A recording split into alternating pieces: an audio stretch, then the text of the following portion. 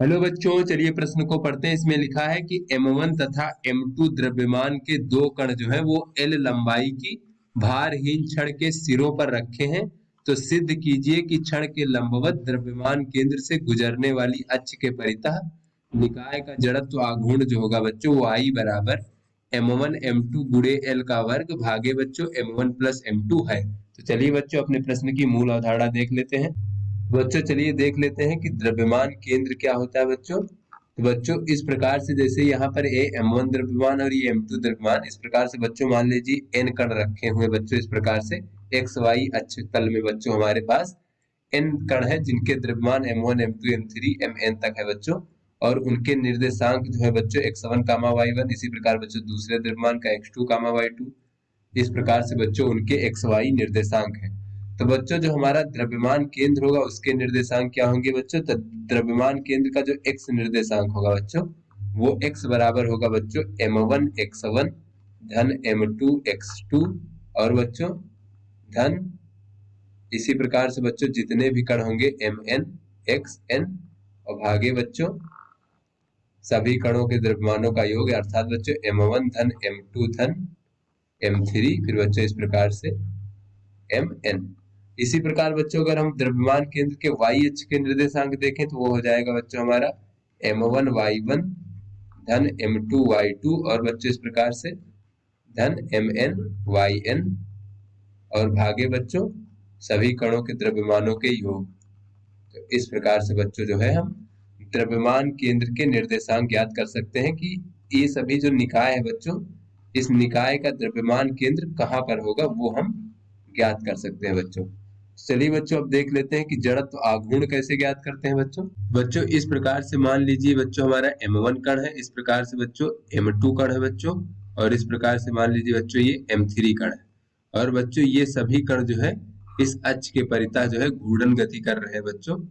तो इस अक्ष के परितः इस जो निकाय है बच्चों, इस निकाय में 3 कण है, तो इस निकाय का जो जड़त्व आघूर्ण होगा वो किस प्रकार से होगा। तो यहाँ बच्चों मान लीजिए कि M1 कण का जो है घूर्णन अक्ष से लंबवत दूरी R1, इसी प्रकार बच्चों M2 कण की दूरी जो घूर्णन अक्ष से वो R2 और M3 कण की घूर्णन अक्ष से दूरी R3 है बच्चों। तो निकाय का जो जड़त्व आघूर्ण I बराबर होगा उसे हम इस प्रकार से लिख सकते हैं बच्चों M1 R1 का वर्ग धन M2 R2 का वर्ग और बच्चों धन M3 R3 का वर्ग। इस प्रकार से बच्चों हम निकाय के सभी कणों के लिए जड़त्व आघूर्ण का मान लिख सकते हैं और उनके योग के बराबर निकाय का जो है संपूर्ण जड़त्व आघूर्ण होगा। तो चलिए बच्चों अपने प्रश्न को हल करते हैं। यहाँ पे बच्चों ये हमारा मान लीजिए बच्चों भारहीन छड़ है जिनके सिरों पर बच्चों M1 और M2 द्रव्यमान के कण रखे हुए हैं बच्चों। तो ये बच्चों भारहीन छड़ के सिरों पर रखे हैं। तो यहाँ पे इसका द्रव्यमान केंद्र हम मूल बिंदु पर मान लेते हैं बच्चों।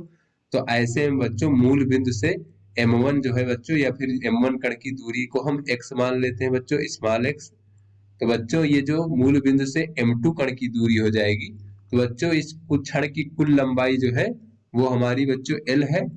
तो मूल बिंदु से ये जो M2 कण है उसकी दूरी हो जाएगी L ऋण x, क्योंकि बच्चों इधर की दूरी हमने x मान ली तो ये L ऋण x हो जाएगी। तो इस प्रकार से बच्चों M1 कण के अगर हम निर्देशांक लिखें बच्चों तो ये हो जाएगा x कामा 0, और बच्चों अगर हम M2 कण के निर्देशांक लिखें तो ये हो जाएगा बच्चों हमारा ऋण का L ऋण x और बच्चों कामा 0। तो बच्चों इसको हम इस प्रकार से भी लिख सकते हैं x ऋण L कामा 0। तो बच्चों ये जो हमारा हो जाएगा M2 कण के निर्देशांक हो जाएंगे। और बच्चों इसका द्रव्यमान केंद्र हमने ये मूल बिंदु माना है बच्चों। तो चलिए देख लेते हैं ये x का मान क्या होगा जिससे कि हमें इसका द्रव्यमान केंद्र बच्चों इसके बीच की स्थिति हमें पता चल पाए बच्चों। तो यहाँ पे बच्चों अगर हम द्रव्यमान केंद्र के x निर्देशांक की बात करें बच्चों तो ये हो जाएगा बच्चों हमारा M1, और बच्चों M1 का x निर्देशांक कितना है वो हमने x माना तो x हो जाएगा बच्चों धन M2। तो M2 का बच्चों x निर्देशांक क्या है बच्चों वो x माइनस एल है, तो M2 गुणे x माइनस एल हो जाएगा बच्चों भागे बच्चों M1 धन M2। तो इस प्रकार से बच्चों x निर्देशांक जो द्रव्यमान केंद्र का है उसको अगर हम शून्य रख दें बच्चों तो ये शून्य बराबर हो जाएगा M1 x धन M2 x माइनस एल भागे बच्चों M1 धन M2। तो बच्चों M1 धन M2 जब उधर जाएगा तो शून्य हो जाएगा और ये हमें प्राप्त हो जाएगा M1 x धन M2 x और ऋण M2L बराबर 0। तो यहाँ से बच्चों अगर हम देखें तो M1 धन M2 और बच्चों ये x उभयनिष्ठ ले लिया और इधर हो जाएगा बच्चों हमारा M2L। तो बच्चों यहाँ से हम x का मान ज्ञात कर सकते हैं M2L भागे M1 धन M2।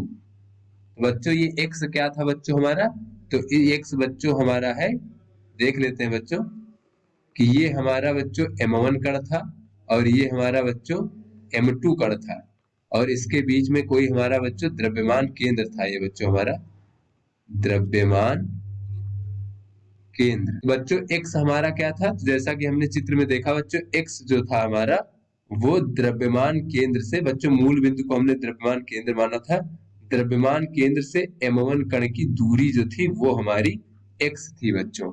तो यहाँ से बच्चों ये द्रव्यमान केंद्र से M1 कण की दूरी ये x हमें पता चल गई बच्चों। तो बच्चों ये दूरी क्या है, ये दूरी हमें पता है L माइनस x है, क्योंकि बच्चों क्षण की कुल लंबाई L है। तो बच्चों हमें इसमें जो है जड़त्व आघूर्ण निकालना इस निकाय का, जो बच्चों उस अक्ष के परिता निकालना जो इस क्षण के लंबवत हो तथा द्रव्यमान केंद्र से गुजर रही हो बच्चों। तो इस प्रकार से बच्चों इस निकाय का जो है हमें जड़त्व आघूर्ण ज्ञात करना है। तो बच्चों निकाय का जड़त्व आघूर्ण देख लेते हैं। तो बच्चों निकाय का जड़त्व आघूर्ण I बराबर हम लिख सकते हैं बच्चों, इस निकाय में दो कण है M1 और M2 और बच्चों ये जो क्षण है इसका कोई भार नहीं, प्रश्न में कहा गया है ये भारहीन क्षण है। तो बच्चों इन दोनों कणों के लिए हम जड़त्व आघूर्ण का मान लिखते हैं, तो वही उसका योग जो हो जाएगा वो हमारा निकाय का जड़त्व आघूर्ण हो जाएगा। तो बच्चों M1 कण के लिए अगर लिखे तो हो जाएगा M1 और बच्चों इसकी घूर्णन अक्ष से दूरी देखें तो x है तो x का वर्ग, इसी प्रकार बच्चों धन M2 और बच्चों इसकी घूर्णन अक्ष से दूरी कितनी है वो है L माइनस x, तो बच्चों इसका वर्ग हो जाएगा। तो बच्चों चलिए आगे हल करते हैं। बच्चों ये I बराबर हो जाएगा M1 और x का मान अगर रख दे बच्चों तो ये हो जाएगा M2L भागे M1 धन M2 इसका बच्चों वर्ग और बच्चों धन M2 और बच्चों गुणे है L माइनस x, तो x का मान हो जाएगा बच्चों M2L भागे M1 धन M2 और बच्चों इसका वर्ग। तो इसको आगे हल करते हैं तो ये हो जाएगा I बराबर M1